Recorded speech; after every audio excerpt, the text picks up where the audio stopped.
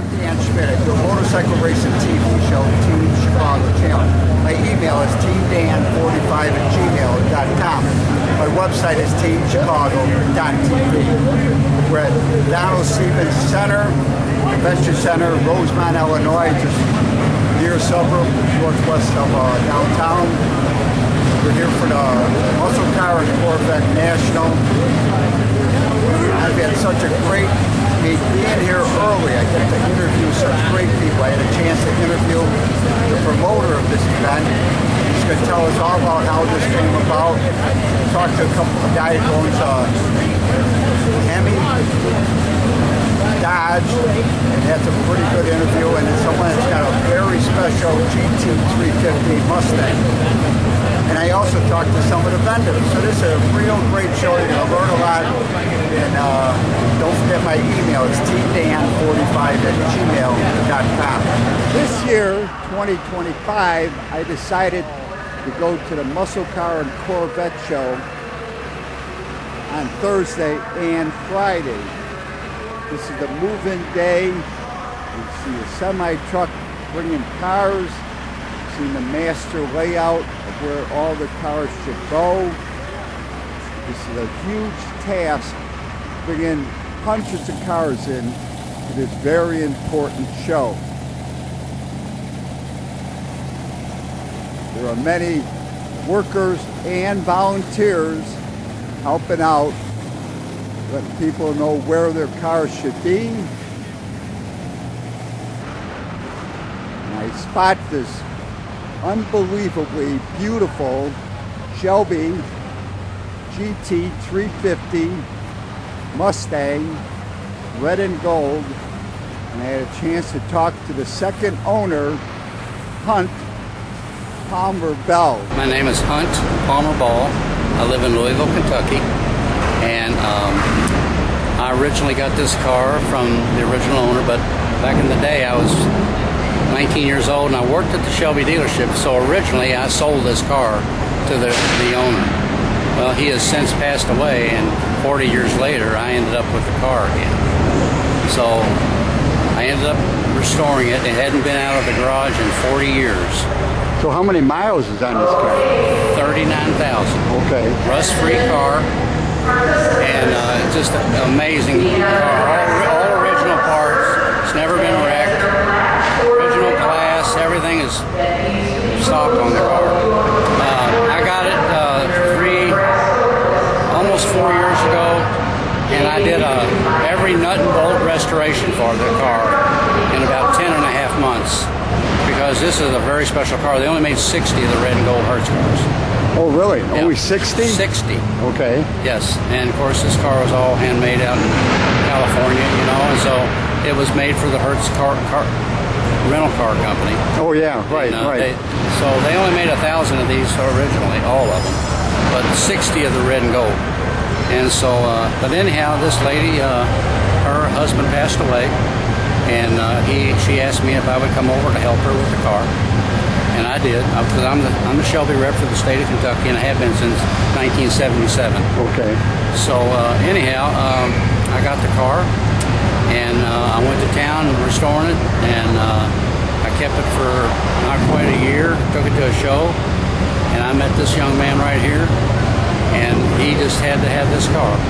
And I was just so happy because I feel like I got the best person in the world to have my car. Right. So you sold this car originally? Originally, yeah. Right. Burns Ford in Louisville, Kentucky. So what did it sell for?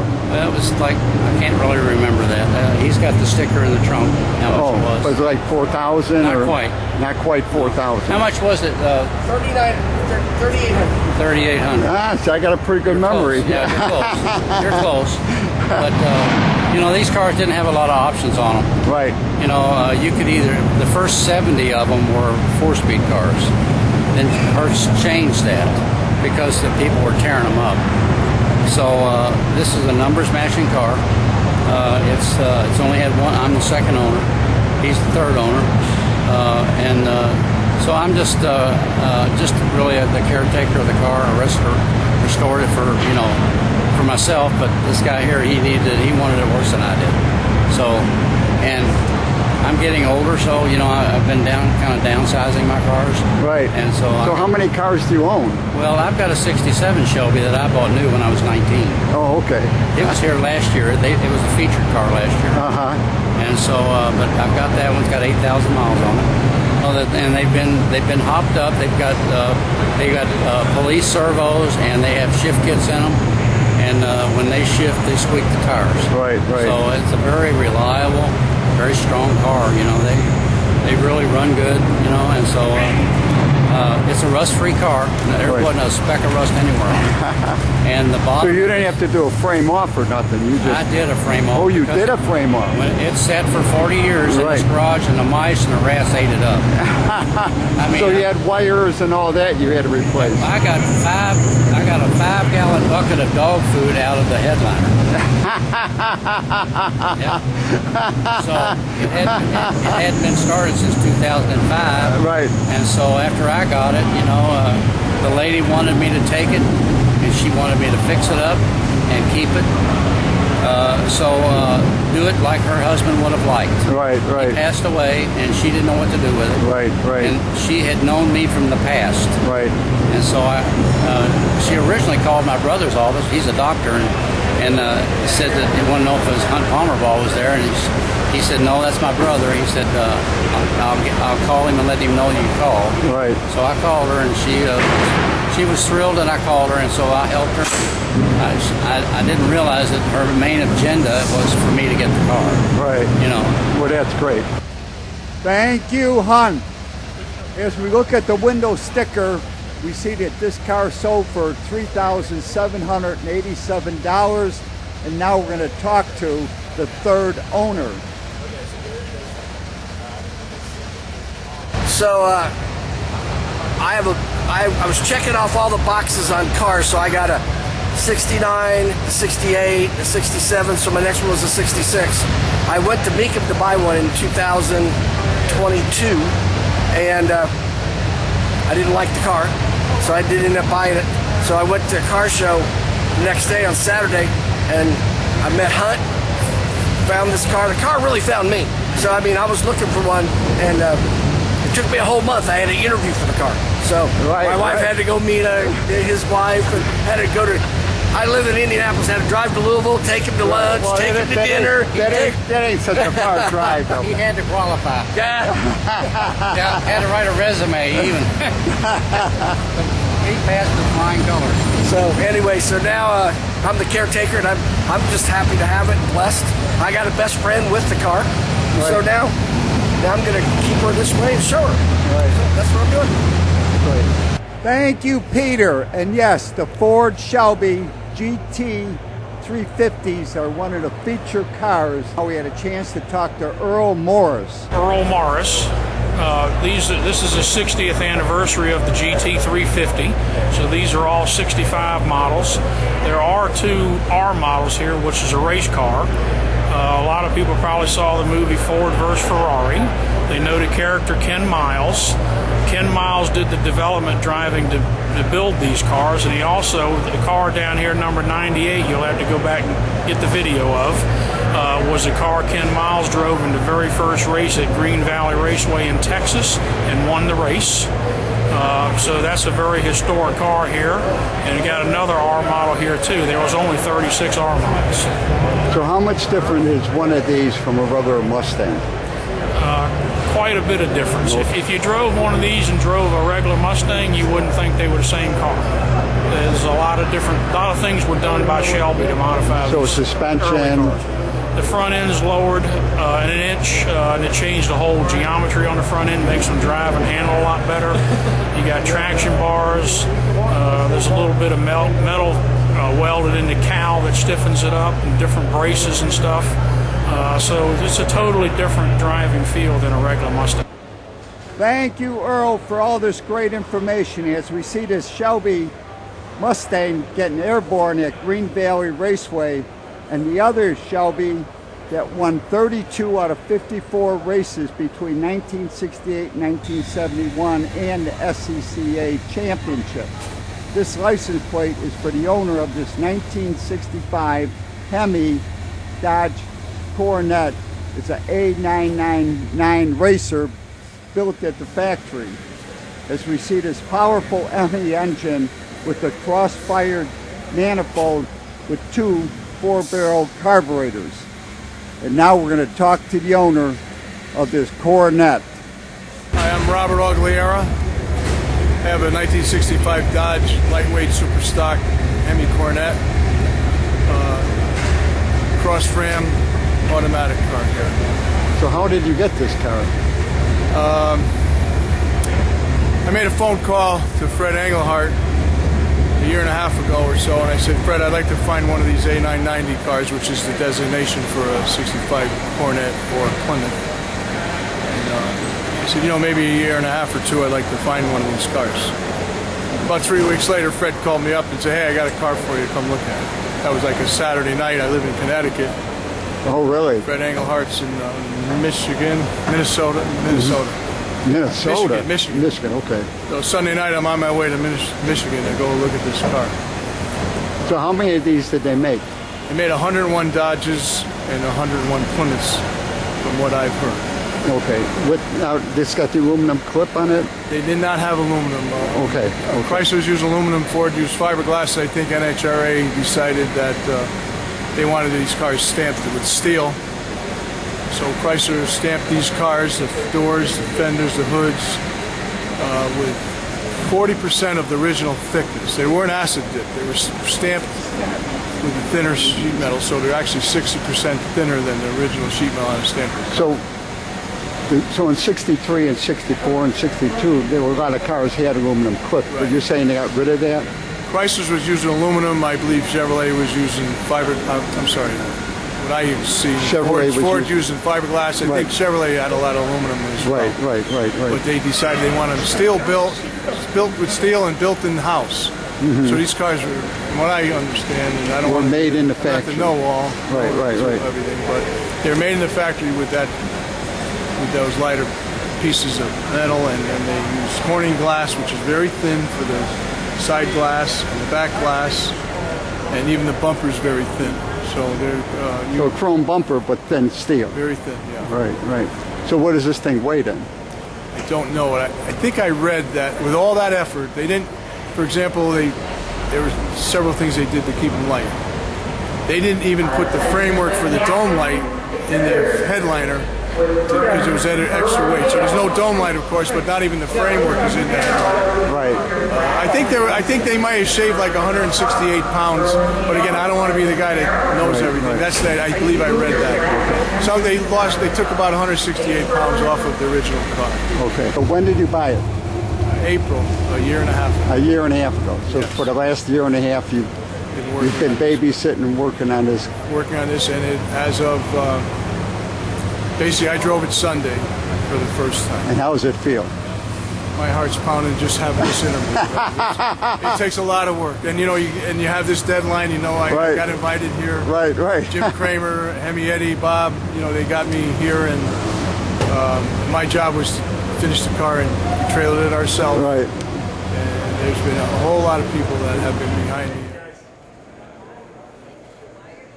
Thank you, Robert, as we see this display of Chrysler-built convertibles, and they all have Hemi engines.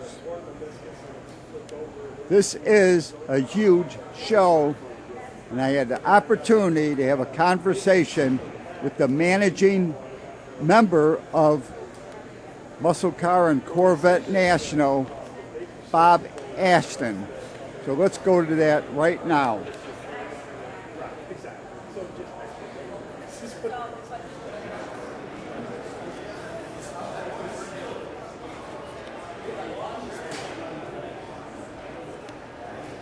I'm Bob Ashton. I'm the managing member of the Muscle Car and Corvette Nationals, also known as McKechnie. So, the first question I have, how long has this show been going on? Well, this is our 17th year, so that means it's our 16th show because of obvious reasons a few years ago. So this is our 16th show, 17 years in business. Doing it here? Absolutely, yep. And This what has been did our you home do? since the inception in 2009. So what did you do before that? What got you into promoting? Well, I actually was a show manager for Championship Auto Shows, which is the Autorama and World of Wheels people. A lot of people here in the Chicago area remember the old Chevy Vet Fest. Right, right. So my former employer, they had purchased the Chevy Vet Fest, and one of the shows that I managed was the Vet Fest. Well, those who are from the area know that the Vet Fest was a spring and a fall deal. So what I decided and what I determined was my dream has always been to have a high-end specialty show for the best muscle cars of all brands. Well, that concept I pitched to the company for quite a few years. They didn't think it was a very good idea. So here I am. I left the company. This is not affiliated with that company at all. We started fresh. Group of 8 of us that are all avid collectors, call ourselves McCacken members. We're the ones that put the show together. Okay, so you're involved with the auction people too? No, Mecum Auctions is our title sponsor. Okay. Right, They're right. our #1 sponsor. Okay, so you're not... Dana and Frank Mecum have been friends of ours and several of my partners for many years. Right. I've known Dana for over 30 years. So it's 8 of you guys that started this. Yeah, as far as a corporation. That is correct. We were 8 of us that are equal partners in the show as actual owners. So you've had a lot of experience with shows. Yeah, I had been a show manager, so I wasn't an owner, right. But I was a show manager for Championship Auto Shows, doing Autorama and World of Wheels shows throughout the country. Dallas Autorama, right. Pittsburgh Autorama, the World of Wheels show. Actually, Chicago World of Wheels was one of the shows that I was a manager of. And so I had a whole lineup. I'd fly from city to city running shows for them. So how has this show grown over the years? It is unbelievable. So we launched in 2009, and most people thought we were a little crazy because 2009 was not a time to open a public show. Mm-hmm. But through the passion and the enthusiasm of the people in this hobby and my partners, each one of them brings a different element to the show. For example, we have Steve Schauger, who runs our vintage certification program. His passion is original and unrestored cars. Mike Voorhees, he's a big-time Buick enthusiast, and he's also owned many pro-stock drag cars over the years. Charlie Lillard out of California is very involved in, well, he's got a beautiful Pro Touring Camaro here that he just finished. It's over the top. Stefano Bimbi, who is the CEO and owner of Nicky Chicago. He was one of the people that actually put the group together when we started in 2009. He coordinated the group. Oh, really? So I got to talk to him about Nicky Chevrolet, because I may be the only person that remembers Nicky Chevrolet when it was on Lawrence Avenue. Do you know that this is the 100th anniversary of Nicky? Really? And we are celebrating that in the Nicky display this year. I'll have to talk to someone. We want to talk to Stefano and Beth. Right. Like literally, we are celebrating the 100th anniversary of Nicky at the show this weekend. With the backward K. Then we have Colin Comer, who is nationally known as a Shelby and Ford enthusiast. He's authored several premium Shelby books. So each of the members has kind of a specialty or an interest that they're really into specifically. So what that does for me is that opened the doors to a lot of collectors that I may not have had access to otherwise. So my wife and I are the ones that actually coordinate the show and do the day-to-day operations. It is our full-time job all year round. I travel all over the country to recruit cars and meet with owners and do, network and whatnot. So do you guys sit around and figure out what we're going to feature? Because I noticed that's the beauty of this show. I coordinate all of this as far as the special displays, and that's one of our features, is that every year you see a completely fresh show. We actually have a rule that a car cannot be shown more than 2 years. So when you come in to this show, each year there's a totally different focus. Right. Now, once in a while we'll have a repeat car if it fits into one of our specialty displays, but for the most part what you're going to see are cars that you haven't seen before. The other beauty of that is we have a core group of some of the finest collectors from across the country that show with us exclusively. They don't go to car shows. They just come here and they have a car. Exactly. We have a that gentleman. Fits in. Exactly. One of our red carpet display, the specialty, is B-body, Hemi-powered Mopar convertibles. We have 28 of them in the show. One gentleman that I've known for quite a few years who joins us from Louisville, I somehow twisted his arm enough to have him bring all 12 of his Hemi B-body convertibles. So that got us up to the 28 mark on that. But that's just one of the features. As you know, we have different features for different brands. And then even on the other end of the spectrum, overhead cam 6 Pontiacs. not really thought of them as a muscle car, but anybody who's interested is going to learn that John DeLorean was the power behind that car. You know, of course, we all know him for the GTO, Right. but he knew the European market was hot on overhead cam engines and created the specialty drivetrain that a lot of people think is the finest Pontiac drivetrain ever built. So, and again, Shelby, with the assistance of Kyle Comer, where we're celebrating the 60th anniversary of the GT350. We have two GT350Rs, which are among the most sought-after Ford collectible cars ever built. I interviewed one of the owners. Fantastic. And that lineup, when you see everything set up, is spectacular. It's each one of those cars has major history. And that's another thing. The cars that you see here, they're documented, they're real. We don't have tributes, we don't have clones. Cars that I'm not familiar with and that my partners are not familiar with are strictly vetted. So what you see is the real deal. And talking about that, this year, through the support of Mecum Auctions, you saw what's in the middle of their display, I think. 1962 Ferrari 250 GTO. Now, those in the know, is it a muscle car? Absolutely not. It's a different kind of GTO. Is it muscular? 100%, absolutely. But anybody who appreciates automobiles in our hobby can only dream of even being able to see one, let alone be right next to one on display. Right. Last one of those cars sold to a gentleman here in Chicago for $52 million. And this one is believed to be far surpassing that because of the provenance of the car, and there's a whole story to it that you need to see on the Mecum website. Right. Just keeping things interesting and keeping it diversified. Well, how often do you guys meet? I mean, or just meet online, or?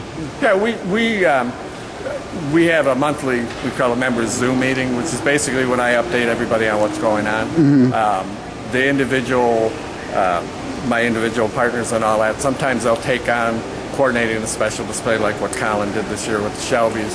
Stefano Bimbi, which actually, you know, we think of him as a Chevy guy, he coordinated our Oldsmobile W31 display, which is, you know, again, kind of an alternative muscle car that some people don't know about. Everybody knows the W30, but what the heck's a W31? We have a whole row of them back there. You know. Well, that's true. I mean, every time I come, and I think this is this may be like my 8th year. Mm-hmm. So every time I come, I'm just impressed because that's my era. Yeah, I mean, exactly. I graduated high school in '67. Right.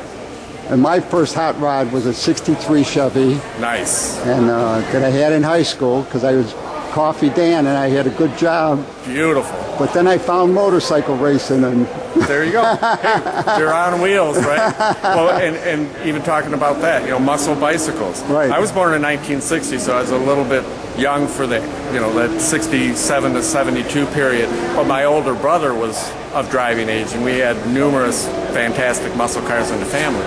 But I was riding the Schmitt Stingray. Right. So my son and I are avid bicycle collectors. We have well over 100 bicycles. So we have a muscle bicycle display here, just for fun. Right, you know? right. And hearing the stories, hearing parents explaining to their kids why bikes don't have a shifter on them anymore. Right. And that's kind of like, yeah, there's a reason they don't have those anymore. Let me tell you why. We have a whole big display, about 70 or 80 muscle bicycles. Right. Keeps things interesting. No, this is, I am impressed every time I come. I thank you and your wife, for inviting me back, because I'm just a motorcycle guy, but we love all wheeled vehicles. We love to introduce the hobby to the younger generation. It's a big thing for us. We always tell everybody, you know, kids 12 and under always get in free. We have a youth judging program. We have a free model car make and take where the kids can actually sit down with assistance from our staff to build a model car, thanks to Auto World.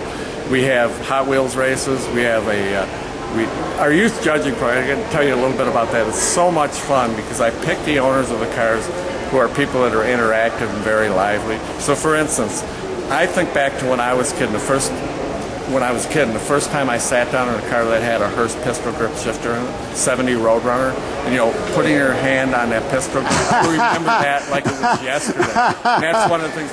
We have Bob Jennings, who literally drove 2 of his Superbirds to Alaska to the Yukon. Both those cars are here. And Bob is a fantastic ambassador for the hobby. And when I asked him to be part of the youth judging program, he said exactly the same thing to me. He goes, let's get those kids in there and get their hands on that pistol grip. Right. So we have fun with it. That's the whole idea. Right. No, this is a great show. And Thank you very much. Thank you for inviting me, and I hope we meet again every year. My pleasure, and as you know, it's always the weekend before Thanksgiving. This is our home, the Donald D. Stevens Convention Center in Rosemont, Illinois, which is suburban Chicago. We're not downtown, you don't have to worry about it. It's a wonderful area with the hotels directly across the street, all kinds of other entertainment options. So you got to come down, you have to experience the show in person. It's great to see it online, great to see it in the magazines, but you really need to immerse yourself, meet the owners, interact, and have fun. That's right. Thank you. Thank you. It was great that I finally had a conversation with Bob Ashton. And as we see this Ferrari GTO, for more information on the Muscle Car and Corvette National, it's mcacn.com. mcacn.com. Make plans to join us next year, the weekend before Thanksgiving. And make sure you look for part 2 up on YouTube for more great cars from the Muscle Car and Corvette National 2025. To contact me, and I love to hear from my audience, is teamdan45@gmail.com. And remember, you can always search on YouTube with Dan Schmitt Motorcycle Racing for great motorcycle racing action, Dan Schmitt Politics, to learn what makes America great. And I highly encourage you to visit the World of Motorcycle Museum. They're in Winamac, Indiana, 4 miles south of North Judson on Indiana Highway 39. But give them a call first at 574-896-3172. It's a great trip and a great collection of motorcycles. And they also sell Harley-Davidsons and Yamahas at Kirstein Cycle. Pick up your copy of the Team Chicago History Package at Rich's Yamaha in Lockport, Illinois. But give them a call first at 815-838-8130. Their website is richesyamaha.com. Pick up your copy of the Team Chicago History Package. And like I've always stated, if you want to learn everything there is to know about motorcycles, there's nothing like going to a swap meet. Here's a few dates coming up. Princeton, Illinois, Shepherdsville, Kentucky, Woodstock, Illinois, and I will be there on April 26th. Back to Princeton, Illinois. Remember, walnexswap.com, walnexswap.com. It was a great time at the Muscle Car and Corvette National.